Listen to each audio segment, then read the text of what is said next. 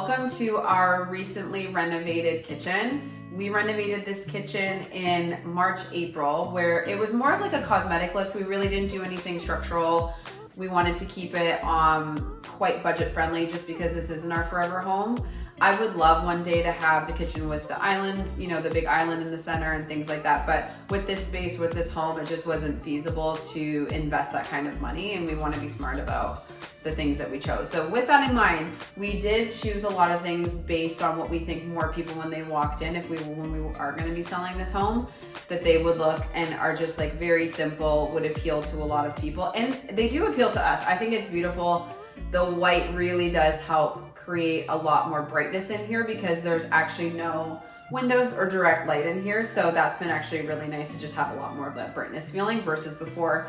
I'll show you some before pictures as well. It felt very closed off and it felt very dark. So it's nice to have a lot more brightness in here. So I'll take you through, talk to you about the materials that we chose, paint colors, those kinds of things. And this will be a quick video, but I just wanted to show you our updated kitchen and how we've been styling it. And it's really basic. We try and keep it as minimal as possible, but let's get into the video. So I would say the biggest difference, I guess aside from painting the cabinets, that obviously made a huge difference, as you can see. It was like an orangey wood. I think it was like a red oak, or I don't even know. It was pine maybe, but the stain on it was very orange. Our floor is also very orange, so it was a lot of orange. So it's been nice to have, again, a little bit of like a cleaner slate, a whiter bright. We ended up going with a quartz, and I will write like all the specifics of where we got it. We had a really good experience with the actual stone company, but we have this quartz, which I love it. It's just the right amount of veining. Quartz is known to be a lot more foolproof, I guess, with spills, stains, those kinds of things. Marble, I know, is very high maintenance. I think granite's less maintenance, but I didn't love the colorways that they had in the granite where we were looking. So the quartz is really nice. It's man-made, and it's really easy to just get something that you like because it's man-made. So I know some people prefer to have marble. I just wanted something really low maintenance. I am a bit of a klutz messy person sometimes, so it's nice to have things that you don't need to worry about. One thing though I will say that I read about, because I wanted to make sure I didn't stain this at all. Be very careful with vanilla. Do not get vanilla on these because it honestly, I think, goes into it right away and gets stained. And I forget what my husband spilled a little bit of something on, but you just, certain material, like certain things, vanilla in particular, and I think like turmeric, are two things that you want to be really careful with because it will stain it. So just keep that in mind. So we went with this quartz. What we loved, and what, again, Ben is very meticulous, it's my husband, he's very meticulous. So what we wanted to try and do was to have this kind of seamless look on the actual countertop to the bar. Again, we couldn't change the layout, so we wanted to maximize this the best that we can in terms of like our aesthetic and what we wanted it to look like. So we tried to match the veining from here up to here and a little bit this way. It was tricky for them to do that just based with the slab that we have. But again, love this stone, think it's beautiful. Ben replaced all of our electrical, so that's all done, which is great. The other thing that was a huge space saver is and I know that this is like not new news, undermount sinks obviously create a lot more counter space, but I think until you live with an overmount sink, then when you get an undermount sink, it's like, oh my gosh, this is crazy. So as soon as we got rid of the overmount sink, which honestly probably had like a 2-inch to maybe even it was probably 2-inch border around, to this more undermount sink, it was amazing how just much bigger the kitchen felt because there wasn't this huge border taking that up. So we got this really beautiful undermount sink from, I think it was Home Depot. I'll link it below if it's still available. And this faucet is from Costco. So a great deal on, is it Costco? Maybe this one's not Costco. I'll make sure, I'll confirm, and I will link everything we have below. But this has been such a great addition. It's really deep. The square, I love the square look. Farmhouse sinks are gorgeous. I just know that practically sometimes they're not as easy to like keep things clean when you have this huge basin. So I always like the 2 basins where you have one that I kind of leave dishes to dry a little bit, and then you have more of your like washing station, but everyone's different in terms of that. So, and then these are just This I think I got from Home Goods a long time ago. And this is something that I keep our dish soap in. I got this actually at a Christmas tree shop. It's just, if you can find some type of like antique vase or something like that. And then I just got this stopper to get put on it as well too. I think this is for alcohol, but I just use it for our soap. We just have a little bit of some decorative stuff up here, some books with some candles. I usually just like these little vignettes or these like moments that are, you know, you can kind of just style them up depending on the season and things like that. So I think this is my favorite change and addition to the kitchen is having a new range. The old one again was white just because she had darker cabinets, which like white appliances, I don't understand. But this has just been such a nice addition. So both it works and I feel like functionally it's just beautiful, or aesthetically it's beautiful, and functionally it works really well. So prior, the range that we had the panel on the back. There wasn't a backsplash, so it wasn't as big of a deal. But I feel like just not having that and having the backsplash is just such a nice first impression when you actually see this. And this just obviously looks a lot more luxe.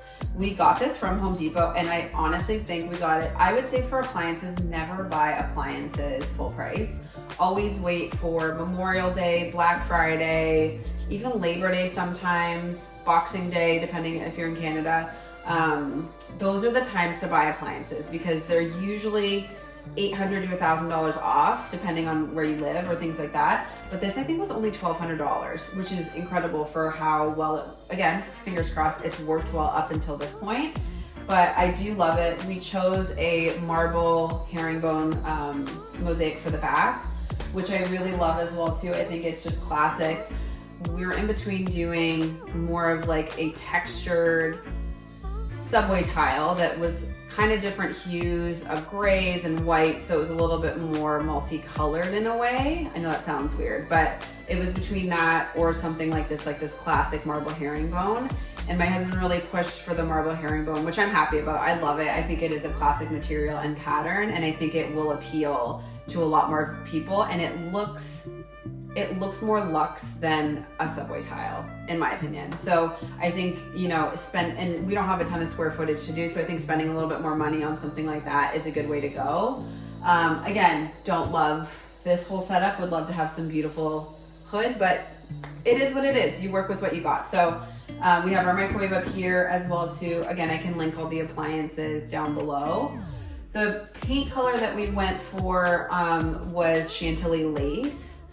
The painter suggested that as kind of like a bit of a warmer white that just goes with everything, because we were a bit worried with having the white countertops and then the white, like it was going to be a bit too much.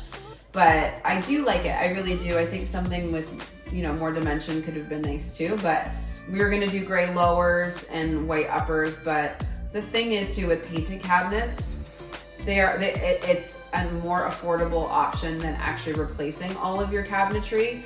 However, they do chip. So I can show you in some close-ups of some areas that we've had some wear and tear. I will say that I try and be as careful as I can, but we also have 2 children, and I'm also not the most careful with things, as Ben would probably tell you as well too. So that's something that, you know, is a little bit of a pain point, is just that they do chip sometimes in certain areas of like more traffic. So, but the hardware that we went with as well too, this was Amazon. We got this on Amazon, just a brass hardware just to warm it up a little bit.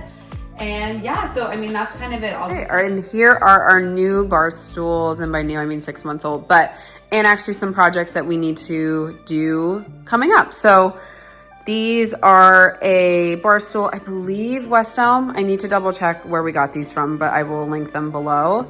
This is a beautiful stain. We were trying to figure out what kind of color to do, and this was our favorite. There was more of like a darker option, more of like a bleached birchwood option too, but this just was like nice and warm and rich, but not too dark, which I loved as well. So we are going to be finishing up this underneath part. So this was a cool thing. Before, there were these huge corbels and kind of like supports that they had, which made it so that you could only put the stools in certain places. I'll try and insert a picture here. But here we got these amazing braces, again, that Ben found. And we probably went overkill on how many we did, but they just provide a lot of support for that bar, and they give that seamless look. So we have one of 2 options. We're either going to just plaster over this and essentially cover them and just make this a seamless wall. Or we're gonna do a shiplap detail underneath. So maybe in the comments, if you could let me know what you would prefer. Should we just finish it regular, kind of just like with drywall, or I guess just plaster it and then finish it? Or should we do shiplap? The reason we're thinking shiplap, just a bit of a foreshadowing for another project that we have coming up. We are redoing our mantle. So we are actually gonna be doing a reclaimed wood mantelpiece, and then we're just gonna do shiplap up this wall. Ben's gonna switch out the electrical and put it behind so that the TV, all of this is kind of hidden.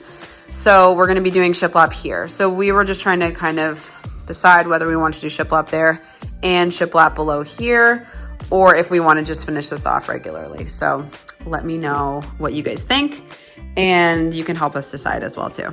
So that is it for our kind of mini flip of our kitchen. Again, we didn't change anything structural. It was some cosmetic things. I can break down as well too what things cost in the comments.